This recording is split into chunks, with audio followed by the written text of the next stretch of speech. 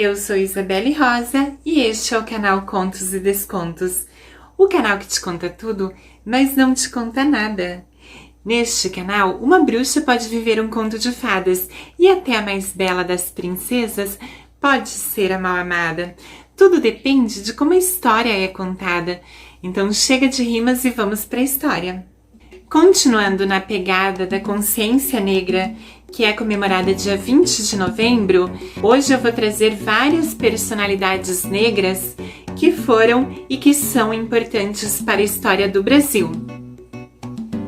A primeira personalidade que eu trago viveu entre os anos de 1655 e 1695.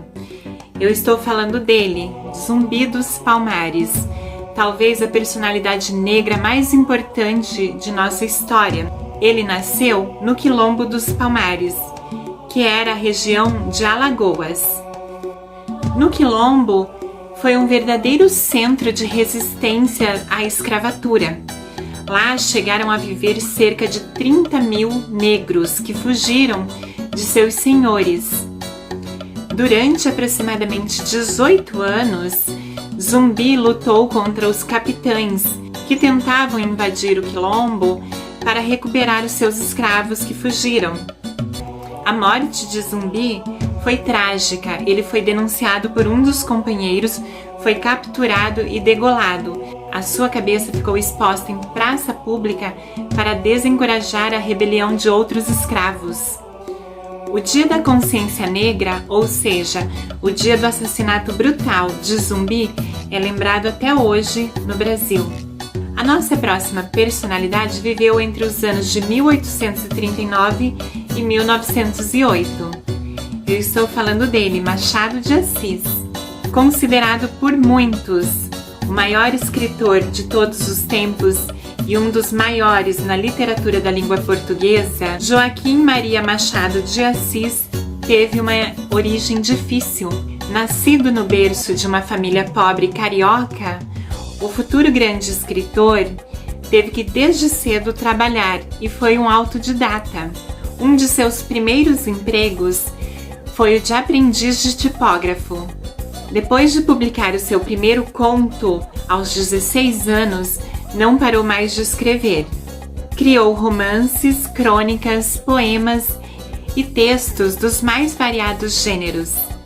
Atuando também como tradutor e jornalista, Machado deixou um legado ímpar na nossa história. Ativista, o intelectual, foi o fundador e primeiro presidente da Academia Brasileira de Letras.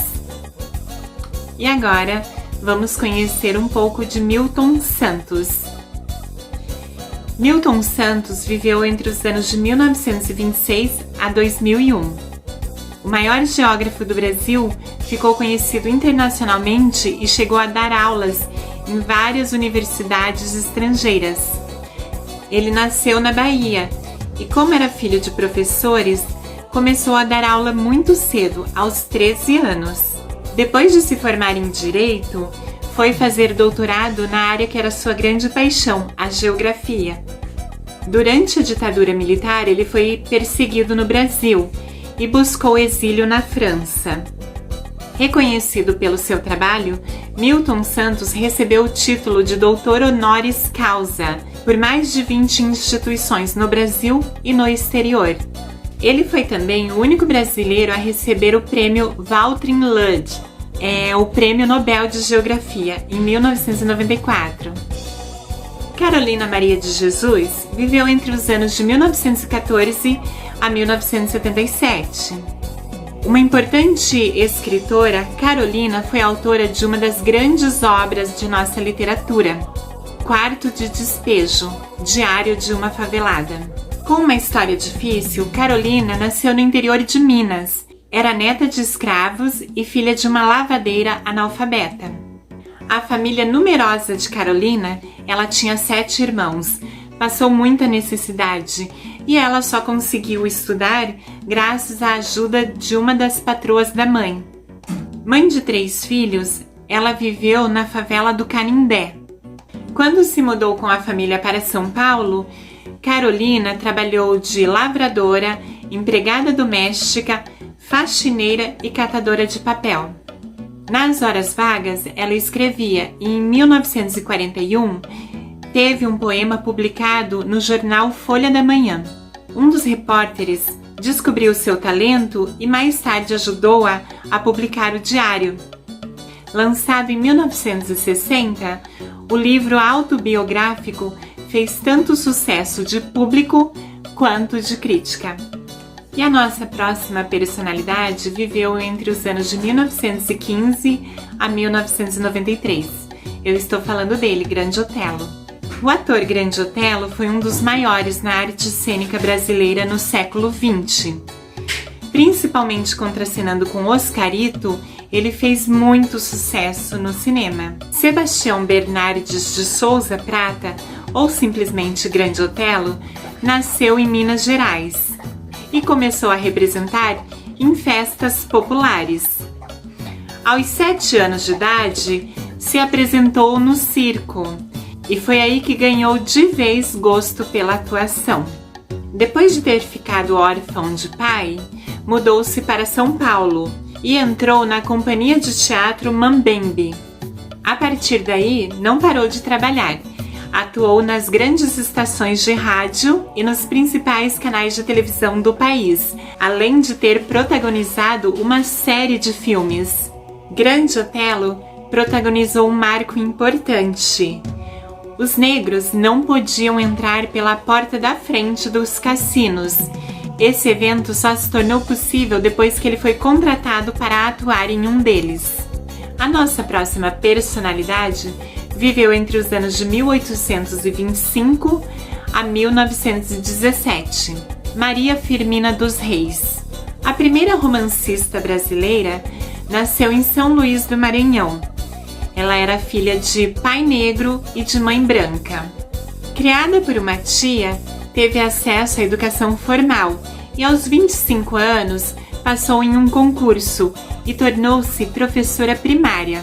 Aos 34 anos, publicou a sua primeira obra, chamada Úrsula, no ano de 1859. Esse foi o primeiro romance lançado por uma mulher em nosso país e teve também a particularidade de ser o primeiro livro anti-escravagista lançado em solo brasileiro. Além desse romance, lançou uma série de contos e um livro de poemas. Maria Firmino continuou dando aulas enquanto trabalhava como escritora. A nossa próxima personalidade é Pixinguinha. Ele viveu entre os anos de 1897 a 1973. Mestre do choro, o carioca Alfredo da Rocha Viana Filho, conhecido como Pixinguinha, era um músico de mãos cheias. É dele a música Carinhoso, que permanece no imaginário das pessoas até os dias de hoje. Filho de um flautista, ele começou a compor aos 13 anos. Aos 15 já era membro da orquestra do Teatro Rio Branco. Pixinguinha tocava flauta, cavaquinho, saxofone e uma série de instrumentos. Além de ter feito sucesso no Brasil, o músico também fez uma série de turnês no exterior. A nossa próxima personalidade viveu entre os anos de 1738 a 1814. Escultor, entalhador e arquiteto, Aleijadinho foi um dos maiores criadores do Brasil colonial. As suas obras podem ser admiradas até os dias de hoje nas cidades mineiras de Mariana, Ouro Preto, São João del Rei e arredores. Filho bastardo de pai escultor e carpinteiro, Aleijadinho aprendeu vendo seu pai trabalhar, principalmente nas obras de madeira e nas artes religiosas. O seu pai, Manuel Francisco Lisboa, teve Aleijadinho da relação que mantinha com a escrava que possuía. Aleijadinho viveu durante um período de ouro da região de Minas Gerais. Com muitas obras, principalmente religiosas, o seu trabalho como entalhador e projetista foi contratado com muita frequência. O estilo de Aleijadinho era principalmente o rococó e o barroco. E essas foram as personalidades trazidas nessa semana. Se você gostou, curta, comente e compartilhe. Se inscreva no canal também. Comente aqui embaixo se você já conhecia alguma dessas personalidades e qual, na sua opinião, é a que tem mais a ver contigo.